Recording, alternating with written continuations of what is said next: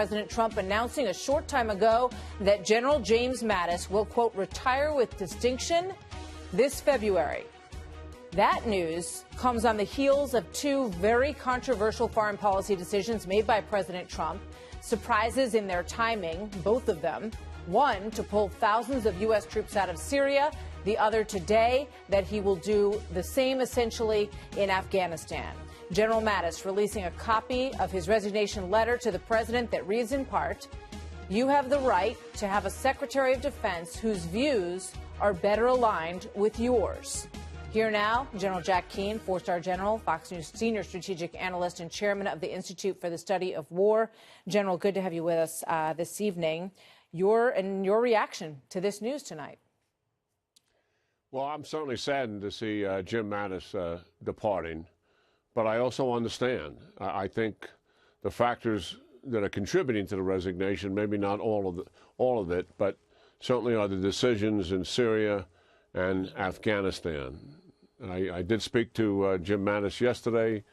We were both of one mind in our opposition to the decision to pull our forces out of Syria and what its ramifications would be. And I just want to say Jim's a tremendous officer, a tremendous leader, and the quality of the service that he's provided to our country is certainly very, very significant, and the American people are in his debt. We just heard from Senator Schumer and from Minority Leader Nancy Pelosi. She said she was shaken by this, and she felt that all Americans should be shaken by it. Do you agree? No, I'm not shaken in the least by that. I think we're going to miss Jim Mattis' leadership, to be sure.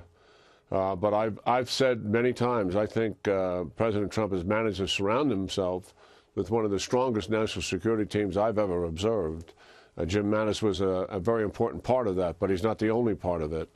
And I'm confident the president will be able to find a successor who's very capable and will support the president's agenda and also disagree with him strongly when necessary. Was any of this, do you believe, about the wall? It feels like the decisions that the president has made really echo something he said all throughout the campaign, which was that he wanted to put America first, that national security was utmost in terms of topmost in his mind. And so he makes this decision to pull out of Syria, which he did say on the campaign trail he wanted to do. I know you very much disagree with it, and you're certainly not alone. Afghanistan, he also wanted to extract us from over time. Do you believe that he had conversations with the Defense Department, with General Mattis, saying, I really want to put our focus there. I want you guys to help us build this wall if necessary? I doubt that was an issue that would drive a decision like this, but I'm speculating. I mean, I haven't caught up to Jim yet. I will in the next day or so. When you spoke with him yesterday, was there any wind that this was coming today? To be honest, no. We were just consumed with the issues concerning Syria and what the implications of that were, for the United States' national interests, for the region writ large. Do you believe this was his choice?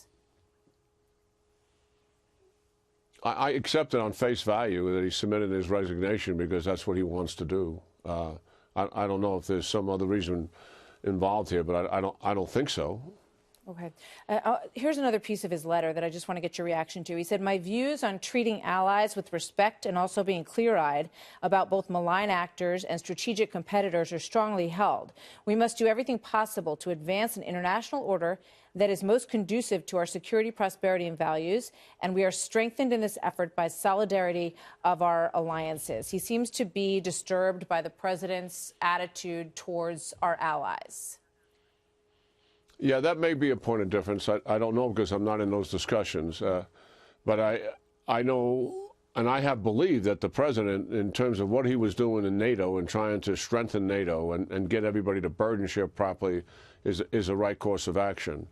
I think going out and dealing with China and its malign and aggressive behavior in the Indo-Pacific and working with our allies is also the right decisions. And what he has done in the Middle East, his first visit was to Riyadh last July, 55 leaders in the room with him, when he said, I'm standing here with you, and I am going to confront the Iranians with you and deal with their aggressive behavior as they've trampled over your interests and those of ours. And he also talked about Islamic extremism and how we need to get rid of it together.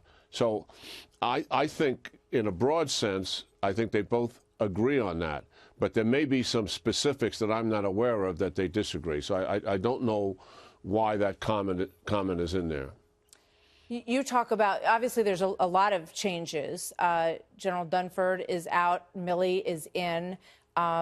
Your name has been mentioned. I will ask you if you would ever consider taking this post if it was offered to you to be the Secretary of Defense.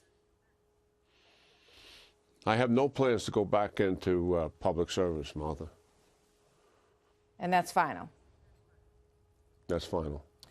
All right. General, thank you very much. I know you feel very strongly, and have always felt strongly, about what a great person General Mattis was in the mix for this president, and that he will be missed. Do you believe the president that there's wiggle room at all on the Syria decision? Well, I don't discuss any conversations I may have with the president. All I can say is that I do hope he reconsiders. And I'm convinced if he doesn't reconsider, he'll come to regret it. General Keane, thank you very much. General Jack Keane, good to have you with us as always tonight, sir. Many thanks.